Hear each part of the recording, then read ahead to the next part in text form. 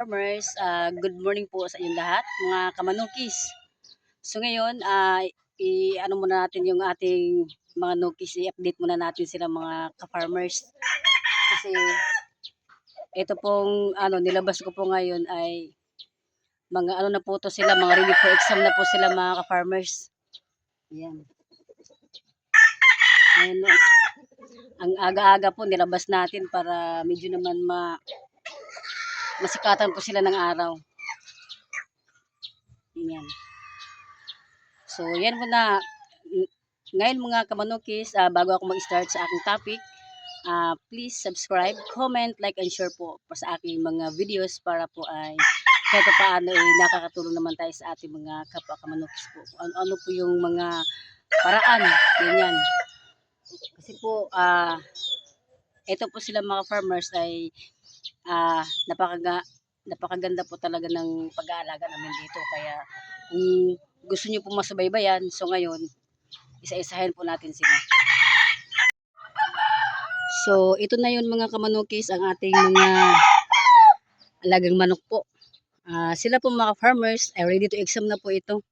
Kaya ko sila nilabas muna para naman kahit paano ay nakakaano sila ng sikat ng araw po. Kaya so para sa akin kasi mga kamanukis, so kailangan po sa atin yun na ganun kasi kasama po yung sa condition kumbaga. So ngayon, papakita ko sa inyo ng malapitan para makita nyo po mahitsura ng ating mga nukis po na mga gwapo. Yan. So, ito na sila.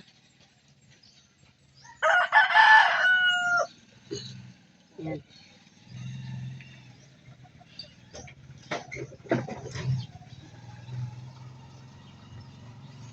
Yung aking manok na ito, mga kamanukis, yung yung forma niya ay ang gwapo. Tsas, pikom po ito, pikom. Yan. Tas, ito naman yung aking mga manukis na mga gwapo. Ayan. Kailangan natin lapitan para makita ng mga subscribers natin na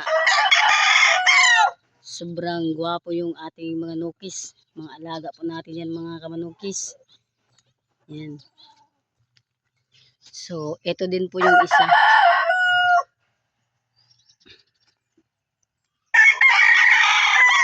Lapit tayo. Dito tayo kasi yan. Umaano sa init yung Kaya ayaw natin yung medyo masilaw para klaro naman kahit papaano. Ayan.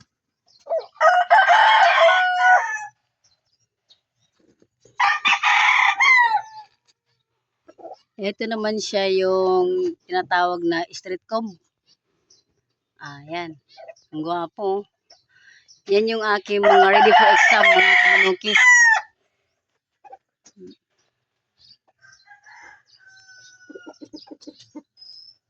Yan. Ang gwapo. Yung mga paa nito, mga high station pong mga paa nito Yan o. Yan. So, ito din po yung isa. Gold po yan mga kamanukis, gold. Ang gwapo talaga nila Yan, yan yung aking mga alaga na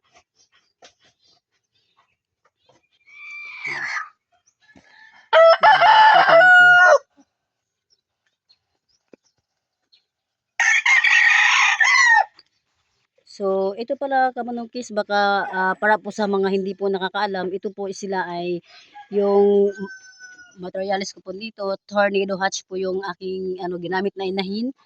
Ayan yung itsura nila, tornado hatch. Ayan, tapos yung aking broodcock po ay lemon hatch. Kaya yan yung forma ngayon. Ang gwapo ng ang gwapo po ng combination nila. Ayan. Kita nyo naman sa puro mga kamanukis Dito tayo.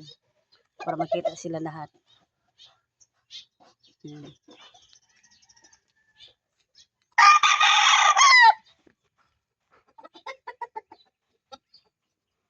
Yan. Ang ganda ng itsura ng tornado hatch natin mga kamanukis. Kaya kung gusto nyo pong magpalahi, piliin nyo po yung mga magandang brood hen. Para po, siyempre kailangan natin maganda yung manok natin. Ipon natin sa labanan.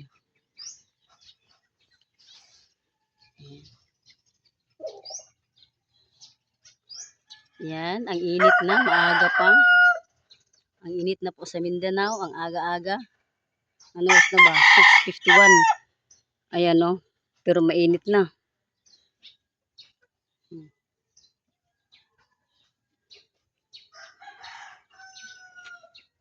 Ayan.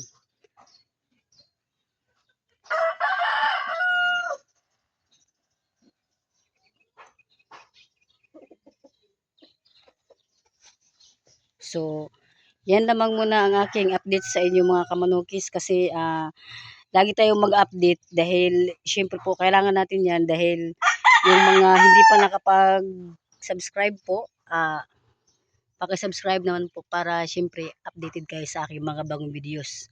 Yan lamang mga kamanukis. Maraming salamat po.